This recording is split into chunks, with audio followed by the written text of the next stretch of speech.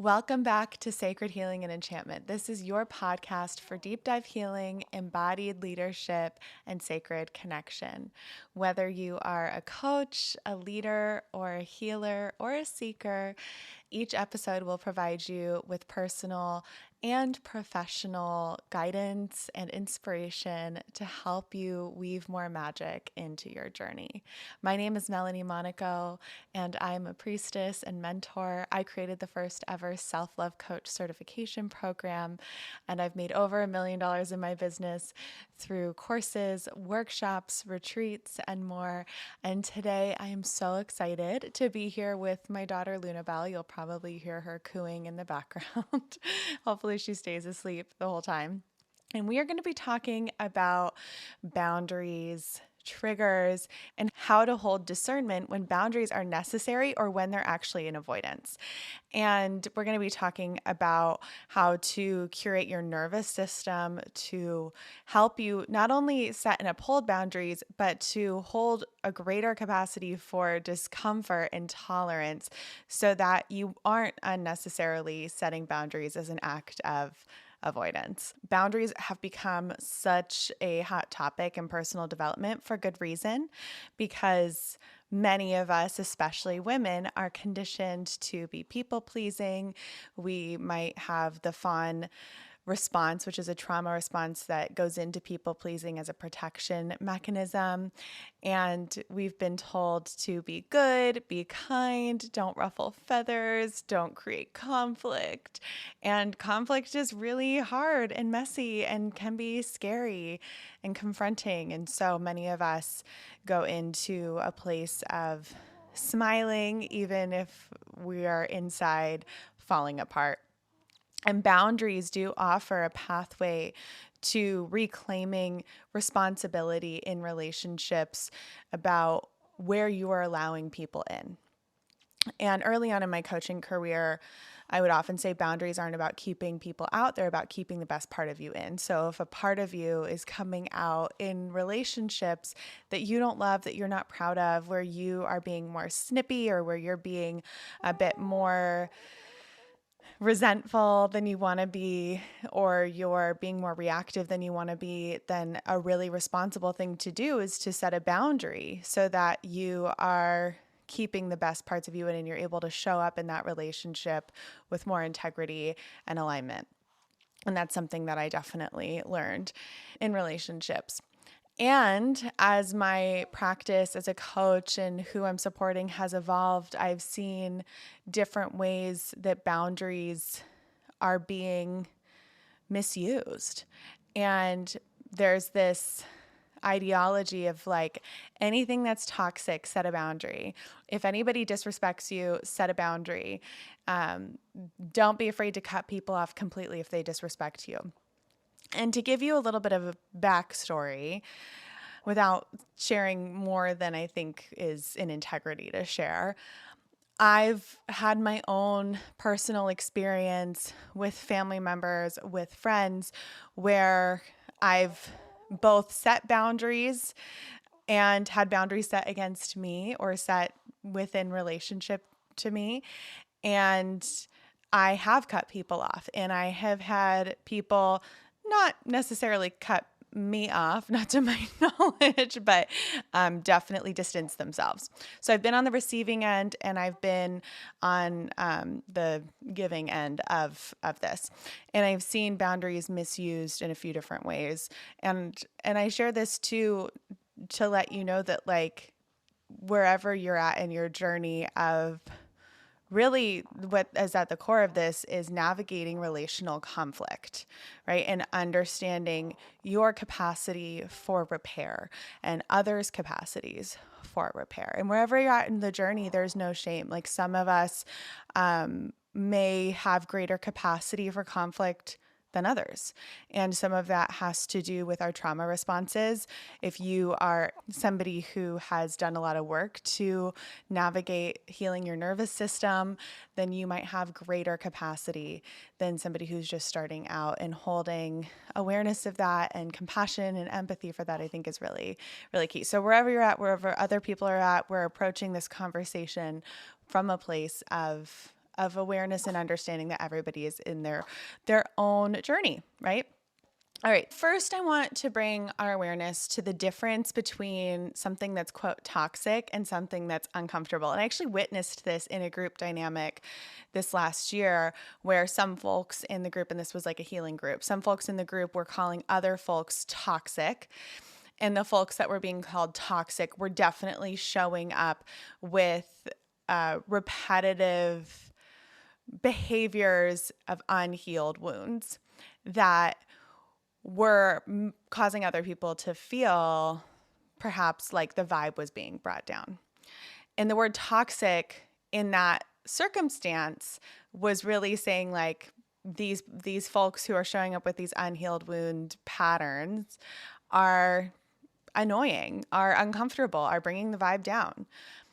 But toxic in definition, in the way that I would define it, is something that chronically harms, manipulates, violates consent, or refuses accountability, which was not any of those things that were happening. So what was actually happening was that people in this group were made to feel uncomfortable, right? And so feeling uncomfortable is a behavior that challenges your own unhealed wounds, a behavior that brings you to the threshold of your own comfortability. And it can be an invitation to either set a boundary, which is some of what happened in this group dynamic where some folks just bowed out, or it can be an invitation to create more capacity for discomfort, which is one of the greatest gifts and one of the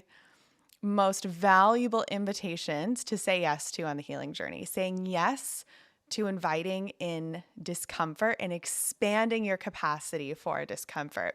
And I just had, if you've listened to some of my birth related episodes, you might have heard this, but I just had the most physical version of this for each contraction in which I was birthing my daughter, which were so intense. So, I mean, she's nearly 10-pound baby. This was an intense birth. Like my contractions with her were way more intense than my 7-pound baby. But with each contraction, when I would feel myself starting to resist, I would vocalize yes. That is medicine from this birth that I will continue to carry with me, and it's medicine that I want to offer to you. So holding discernment when something is toxic versus uncomfortable.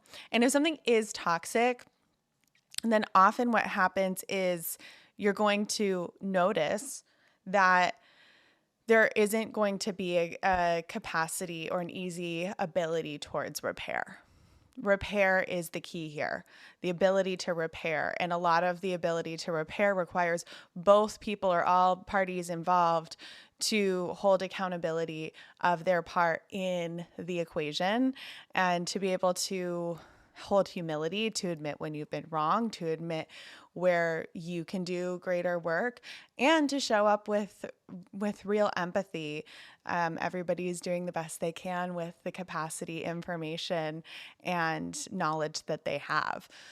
So if you're showing up in relationship that you're deeming toxic, then the question you want to ask is this person willing and capable of true repair? What does true repair look like and feel like? It will depend on the circumstance, but all of the things that I said, right? Holding the capacity to admit when you're wrong and holding the capacity to do better. And sometimes in real toxic relationships, somebody will then like love bomb you with apologies. Oh, I'm so sorry. I promise I'll do better. But then they don't do better, right? So knowing that actions are just as important as words in these circumstances. Repair can be messy and can be complicated, but so many of us will shy away from it and will instead just smack up a boundary. And I've been on the receiving end of this where the boundary isn't even communicated. Like I've done something that has offended someone and then they distance themselves and don't say why. This has happened a couple of different times. And then later on, we're like, well, I put up a boundary because of this thing that happened. And I'm like, well, I wish you would have told me in the moment so that I could have repaired. And in those circumstances, what I have received or what I have gleaned from that is that the people who put up the boundary were not, first of all, trusting of my ability to say sorry or admit that I was wrong, or weren't interested in an apology, or weren't interested in repair. Two, were afraid of the confrontation that requires. And so one thing that I have been really conscious of doing in relationships since learning through those circumstances is to let people know that I am always willing to admit fault and apologize and repair, to let people know. And this is something I work so hard on doing as a professional as well. Like, I'm a safe space. I say this at the beginning of all of my containers, my courses. Like, if I do something that offends you, please tell me, and please know that I will believe you and I will take you seriously, and I will never invalidate you or make you feel like you're wrong. And I say that to my clients, and I realized, oh, I could say that to my friends or to people in my life too. And so that's something that I want to invite you into awareness of, right? If one way to help repair happen more easily on both sides is to let people know that you are a safe person to bring issues to, because not everybody is safe. There are so many people who do not know how to repair, do not know how to hold accountability, who feel that at the slightest amount of, hey, ouch, what you did hurt me, is a criticism on who they are. But actually, it's just like, hey, this behavior hurt me. Not you, it's not you as a person that's wrong. It's this behavior that hurt me, right? And not everybody is able to hold the difference between those two things when it's coming at them. And so for repair, whether you are receiving the like, hey, you did something that hurt me, or you're sharing with somebody else that they hurt you, make it clear that it's not you. It's not the person. I don't believe that. I mean, I'm sure bad people exist, but I believe like most people who are doing bad things aren't bad people. They're unhealed wounds that are coming out sideways, which is why self-love is such a powerful and important tool for healing, because it brings love to the unloved parts of us so we can show up with greater awareness of ourselves and how we may be impacting others. I hope that all of this thus far is helpful to you.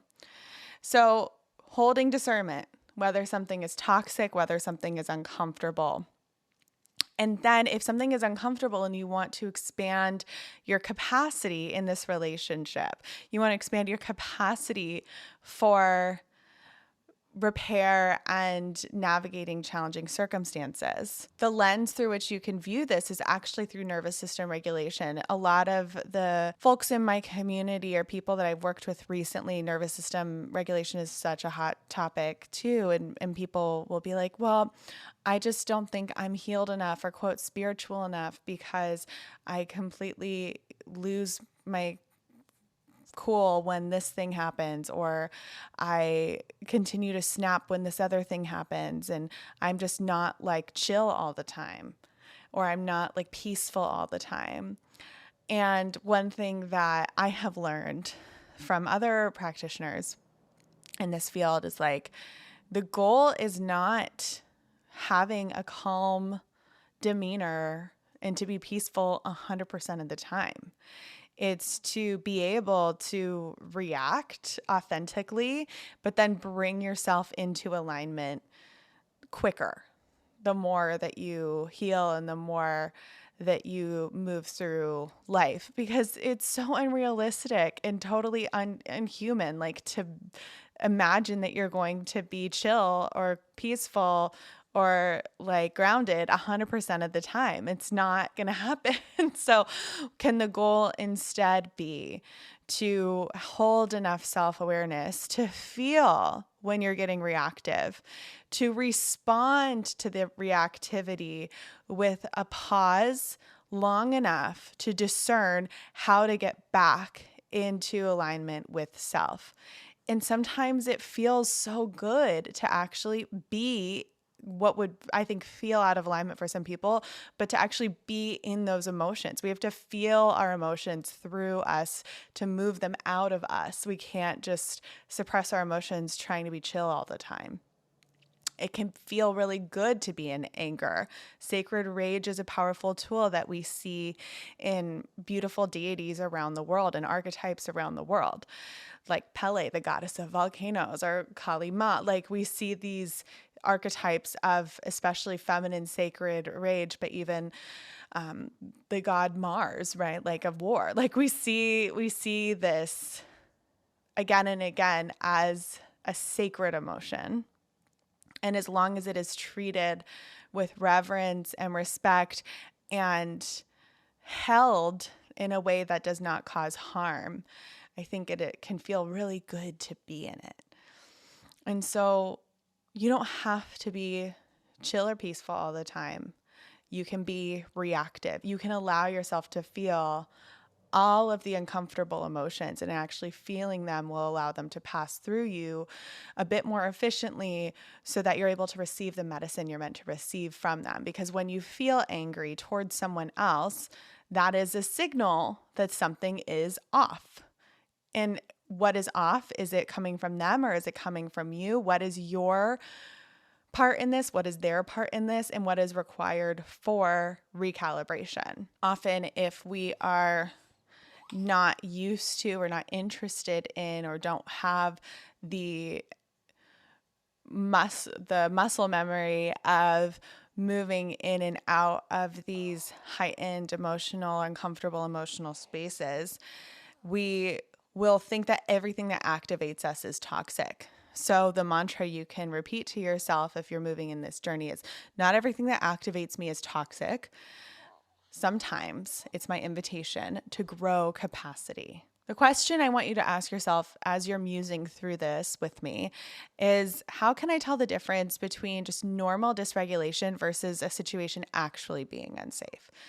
Because the word triggers, and I'm using it colloquially, but actually a trigger, psychologically speaking, is a flashback where your nervous system is reliving a past traumatic experience. But we colloquially will say triggers are like things that just make us uncomfortable. So how can I tell if I'm just triggered because I'm uncomfortable because I don't like how this is making me feel versus this is actually unsafe? And knowing the difference is really important. And that will help you hold discernment on when and what kind of boundary to set. But your triggers are often teachers, and you can utilize that information as a deeper invitation into healing, right? If you're continually triggered by this certain circumstances or certain people, and I mean triggered colloquially, then you're like, great, now I know where I can focus on in my shadow work and my healing journey. I'm going to bet that most of you listening to this have already navigated setting boundaries and have already started to understand like what boundary setting looks like in personal relationships, and even in activities you might do, even in the way that you treat yourself, right? A healthy boundary might be limiting the time that you are scrolling on social media and engaging in unhealthy coping mechanisms. A healthy boundary might look like, if you have a relationship that continually triggers you and the other person is not going to change, or you don't think that it's worth getting into any major avenue of repair, or you've tried to repair and their behavior doesn't change, right? Then holding time boundaries in that relationship can be really valuable and helpful. Again, going back to like, how can you show up as the best version of yourself in this relationship? And does that look like holding the deep vulnerability of like, hey, I am noticing I feel this way when this situation occurs. What are you noticing? And like the way that even just that phrasing is so different than when you do this, it's da da da da da, like bringing it into a question of like, are you noticing that in these circumstances, like when we do this thing that I get really on edge? Have you noticed that? Or like, how do you feel when we do this thing? Or how do you feel in this circumstance? Inviting it from a place of curiosity is a much more helpful way of navigating repair and conflict than coming at people like, you did this thing, da, da, da, da.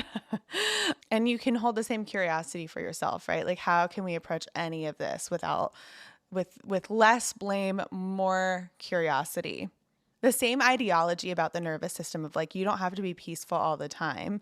You can allow yourself to oscillate through all of your different experiences and feelings. And a solid nervous system is one that is flexible and is not in hyperarousal, meaning is not in constant fight, flight, freeze, or fawn, and is actually able to come back to a grounded place after experiencing any of those trauma response states of being. And the same thing applies to relationships. It doesn't have to be good and easy all the time. It doesn't have to be peaceful all the time. Some relationships are really most of the time very easy and very peaceful. Some might not be, but can you still view it as worthwhile? Can you still view it as good if there is the ability to repair and come back to alignment without betraying yourself or without other people betraying themselves? And if you in that relationship can't get into a place where you're able to be in a place of self-respect, if you're not able to be in a place where you are honored and seen in your full capacity, if you're not able to repair truly, then yeah, that's the opportunity for looking at boundaries. But you don't have to view the relationship itself as toxic or bad if it's not actually causing you intentional harm. And if the other person isn't willing to do the work of real repair, then you can still find peace in the relationship through knowing that you are doing your part and you are holding your boundaries with how you want to show up. All of this is to say a solid nervous system and a solid relationship both share the same quality. It's not something that never shakes or never comes out of alignment. It's one that always knows how to come home. If you are interested in learning how to expand your ability to hold discomfort, then I would encourage you deeper into shadow work. A really easy way to get started in that is through ritual ceremony and the way that I do it in my guided rituals membership, which is $7 a month. It's a super easy invitation. It's an app, so you can download it on your phone.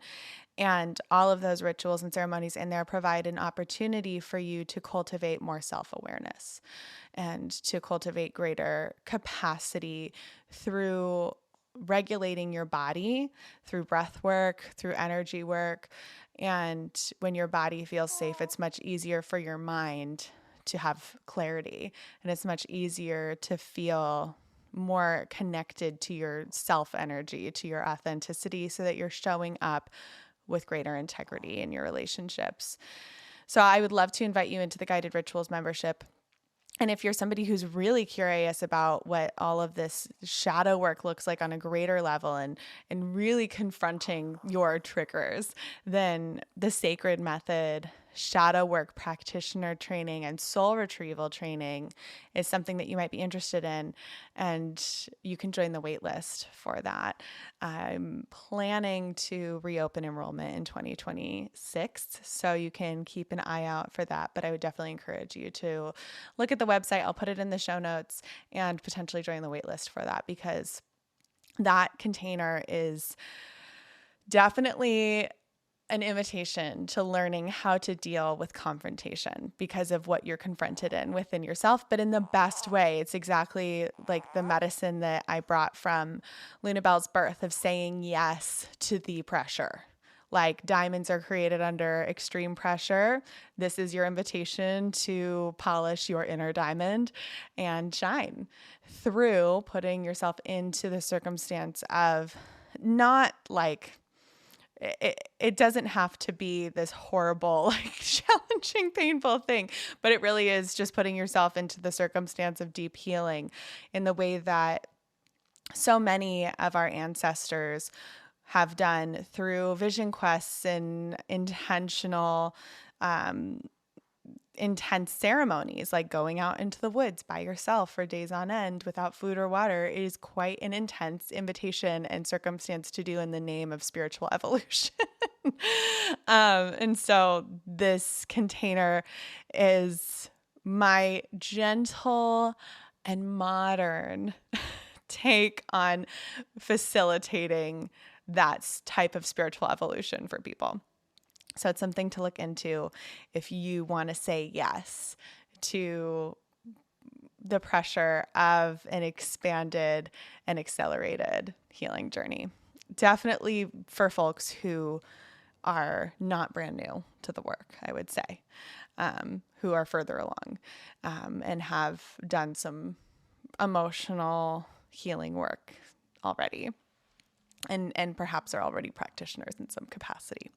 So I would love to invite you into that. But if you're just starting out or wherever you're at in your journey and you want to cultivate your own resilience in holding capacity for conflict and repair and holding capacity for nervous system regulation, the Guided Rituals membership is where it's at. And again, it's just $7 a month. Super easy to bring into your life. And there's over 150 rituals in there that will give you an opportunity to heal through anything life throws your way. I would love to hear your thoughts on this episode and anything that it sparked for you and within you. So you can send me a message on my Instagram at Melanie Rose Monaco. I'll put that in the show notes. You can also, depending on where you're listening to this, comment. You can also send me an email at melanie@melaniemonaco.com. And you can find all of my offerings and more on my website at melaniemonaco.com. And I'll link the Guided Rituals membership and the Sacred Method in the show notes. I'm so excited to see you soon for another episode. Please feel free to reach out and let me know what you want to hear about next. Have a beautiful rest of your day. I'm sending you on your way with so much magic and so much love.